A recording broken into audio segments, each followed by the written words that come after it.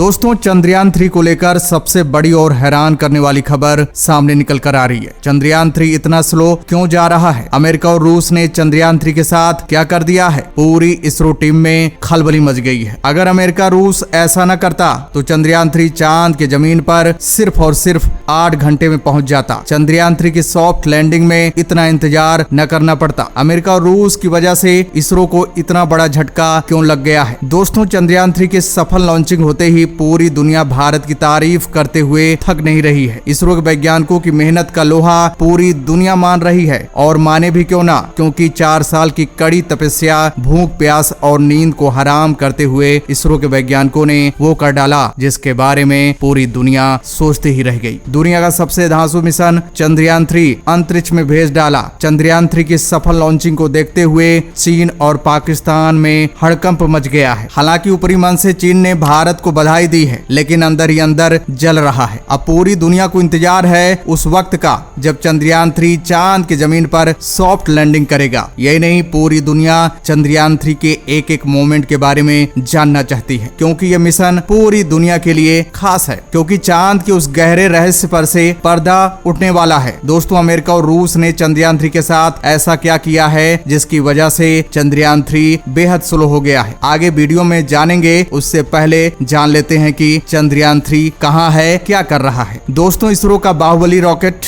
LBM-3M4 ने पलक झपकते ही शेर की तरह दहाड़ते हुए आसमान का सीना चीरते हुए सिर्फ 16 मिनट 15 सेकंड में ही चंद्रयान 3 को अर्थ ऑर्बिट में पहुंचा दिया है। उस समय पूरी दुनिया हक्की बक्की हो गई थी। चंद्रयान 3 23 या 24 अगस्त के बीच किसी भी समय ये चंद्रमा के साउथ पोल पर मैंजिनस यू क्रेटर के पास उतरेगा। इस बार चंद्रयान 3 को LBM-3 रॉकेट ने जिस ऑर्बिट में छोड़ा है वो 170 into 36,500 किलोमीटर वाली अंडाकार जियोसिंक्रोनस ट्रांसफर ऑर्बिट है। पिछली बार चंद्रयान 2 के समय 45,575 किलोमीटर की कक्षा में भेजा गया था। इस बार ये कक्षा इसलिए चुनी गई है ताकि चंद्रयान 3 को ज्यादा स्थिरता प्रदान की जा सके। धरती और चंद्रमा के 5 चक्कर लगाएगा चंद्रयान 3। इसरो के एक वैज्ञानिक का कहना है कि 170 into 36,500 किलोमीटर वाली अंडाकार जियोसिंक्रोनस ट्रांसफर ऑर्बिट के जरिए चंद्रयान की ट्रैकिंग और ऑपरेशन ज्यादा आसान और सहज होगा। चंद्रमा की ओर भेजने से पहले चंद्रयान 3 को धरती के चारों तरफ कम से कम 5 चक्कर लगाने होंगे। हर चक्कर पहले वाले चक्कर से ज्यादा बड़ा होगा। ऐसा इंजन को ऑन ऑफ करके किया जाएगा। 5 अगस्त को चंद्रयान 3 मून ऑर्बिट में जाएगा। इसके बाद चंद्रयान 3 को ट्रांस लूनर इंसर्शन कमांड दिए जाएंगे। फिर चंद्रयान 3 सोलर ऑर्बिट यानी लंबे हाईवे पर यात्रा करेगा। 31 जुलाई तक ट्रांस लूनर इंसर्शन को पूरा कर लिया जाएगा। इसके बाद चंद्रयान करीब 5.5 दिनों तक चंद्रमा की ओर यात्रा करेगा। चंद्रमा की बाहरी कक्षा में वो 5 अगस्त के आसपास प्रवेश करेगा। ये गणनाएं तभी सही रहेंगी जब सब कुछ सामान्य स्थिति में होगा। कोई तकनीक गड़बड़ी होने पर इसमें समय बढ़ सकता है। 23 अगस्त को गति धीमी की जाएगी और लैंडिंग शुरू होगी उसी समय। चंद्रयान 3 चंद्रमा की 100 into 100 किलोमीटर की ऑर्बिट में जाएगा। इसके बाद विक्रम लैंडर और प्रज्ञान रोवर प्रोपल्सन मॉड्यूल से अलग हो जाएंगे। उन्हें 100 किलोमीटर into 30 किलोमीटर की अंडाकार ऑर्बिट में लाया जाएगा। 23 अगस्त को डीबूस्ट यानी गति धीमी करने का कमांड दिया जाएगा। इसके बाद चंद्रयान 3 चंद्रमा की सतह पर उतरना शुरू करेगा। लैंडर की ताकत, इंजन और लैंडिंग साइट का एरिया बढ़ाया गया है। इस बार विक्रम लैंडर के चारों पैरों की ताकत को बढ़ाया गया है। नए सेंसर्स लगाए गए हैं। नए सोलर पैनल लगाया गया है। पिछली बार चंद्रयान 2 के लैंडिंग साइट का क्षेत्रफल 500 into 500 मीटर चुना गया था। इसरो विक्रम लैंडर को मध्य में उतारना चाहता था। चंद्रयान 2 फेल हो गया। इस बार लैंडिंग का क्षेत्रफल 4 किलोमीटर into 2.5 किलोमीटर रखा गया है, यानी इतने बड़े इलाके में चंद्रयान 3 का विक्रम लैंडर उतर सकता है। चंद्रयान 3 लैंडिंग के लिए सही जगह का चुनाव वो खुद करेगा। इस बार कोशिश रहेगी कि विक्रम लैंडर इतने बड़े इलाके में अपने आप सफलतापूर्वक उतर जाए। इससे उसे ज्यादा फ्लेक्सिबिलिटी मिलेगी। इस लैंडिंग पर नजर रखने के लिए चंद्रयान 2 का ऑर्बिटर अपने कैमरे तैनात रखेगा। साथ ही उसने ही इस बार की लैंडिंग साइट खोजने में इसरो की मदद की है। विक्रम लैंडर के इंजन पिछली बार से ज्यादा ताकतवर हैं। पिछली बार जो गलतियां हुई थी उसमें सबसे बड़ी वजहों में से एक था कैमरा, जो आखिरी चरण में एक्टिव हुआ था। इसलिए इस बार उसे भी सुधारा गया है। इस दौरान विक्रम लैंडर के सेंसर्स गलतियां कम से कम करेंगे, उन्हें तत्काल सुधारेंगे। इन गलतियों को सुधारने के लिए विक्रम के पास 96 मिलीसेकंड का समय होगा। इसलिए इस बार विक्रम लैंडर में ज्यादा ट्रैकिंग, टेलीमेट्री और और कमांड एंटीना लगाए गए हैं, यानी गलती की संभावना ना के बराबर है। दोस्तों, भारत ने अमेरिका और रूस से तकनीक मांगी थी चंद्रयान 3 की डिजाइन करने के लिए, ताकि चंद्रयान 3 का चांद तक पहुंचने में जो समय लगता है बेहद कम हो जाए। ये तकनीक इन्हीं के पास थी, जिसके लिए इतिहास गवाह है। ये 50 साल पहले ही इस तकनीक का इस्तेमाल कर चुके हैं। शायद आपको पता भी होगा, अगर नहीं तो बता दें दोस्तों, अपोलो 11 के बारे में आपने सुना ही होगा। पहली बार इंसानों को लेकर चांद पर पहुंचा था। तब इसे चांद की सतह पर पहुंचने में 4 दिन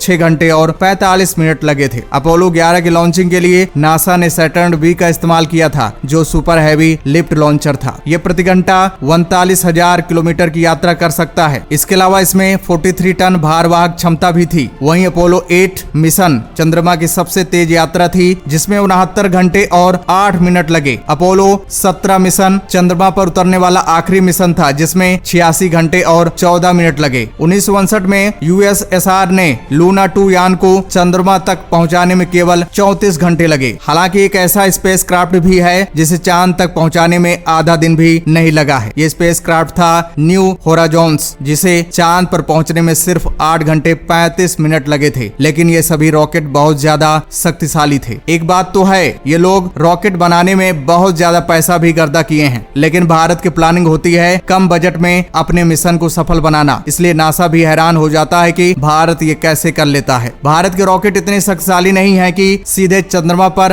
अंतरिक्ष यान भेज सकें। इसरो पृथ्वी के गुरुत्वाकर्षण का फायदा उठाते हुए एक घुमावदार रास्ते का इस्तेमाल करते हुए अपने यान को टारगेट तक पहुंचाता है। समय भले लगता है, लेकिन खर्च कम आता है। अगर चंद्रयान 3 को लेकर जाने वाले अंतरिक्ष यान में सैटर्न बी जैसा अधिक शक्तिशाली इंजन होता, तो ये एक ही बार में चंद्रमा तक पहुंचा सकता था। लेकिन फ्यूल कॉस्ट काफी ज्यादा पड़ता, जो इसरो के बजट से बाहर है। चंद्रयान 3 के लिए इसरो का बजट 615 करोड़ रुपए है, जिसमें लॉन्चिंग का खर्च ही 75 करोड़ रुपए है। वहीं चंद्रयान 2 की कुल मिशन लागत 978 करोड़ रुपए थी। इस लिहाज से इसरो ने चमत्कार ही कर दिया है। आपको बता दें, नासा के मुताबिक धरती और चांद के बीच की औसत दूरी लगभग 3,84,400 किलोमीटर है। दरअसल चांद पृथ्वी को केंद्र मानकर चक्कर नहीं लगाता, इसलिए इसके बीच की दूरी समय समय पर घटती बढ़ती रहती है। कभी ये हमारे ग्रह के करीब होता है, तो कभी बेहद दूर होता है। चंद्रयान 3 के विक्रम लैंडर में एक यंत्र है जो इसकी दूरी को और सटीकता से मापेगा। जुलाई के महीने में पृथ्वी और चांद की दूरी कम हो जाती है, इसलिए इसरो ने 14 जुलाई को चंद्रयान 3 लॉन्च किया है। हमारा चंद्रयान 3 40 दिन का लंबा समय पूरा करके चांद की जमीन पर उतरेगा। तब तक हमें इंतजार करना होगा। चांद के साउथ पोल पर लैंडर विक्रम को उतारकर ऐसा करने वाला पहला देश भारत बन जाएगा। चांद की जमीन पर चंद्रयान 3 की नजरों से कुछ नहीं बच पाएगा, यहाँ तक कि एलियंस को छिपने की जगह नहीं मिल पाएगी। तो दोस्तों, हम सबको ईश्वर से प्रार्थना करना चाहिए कि चंद्रयान 3 100% सफल हो जाए। तो दोस्तों, जय हिंद, जय भारत।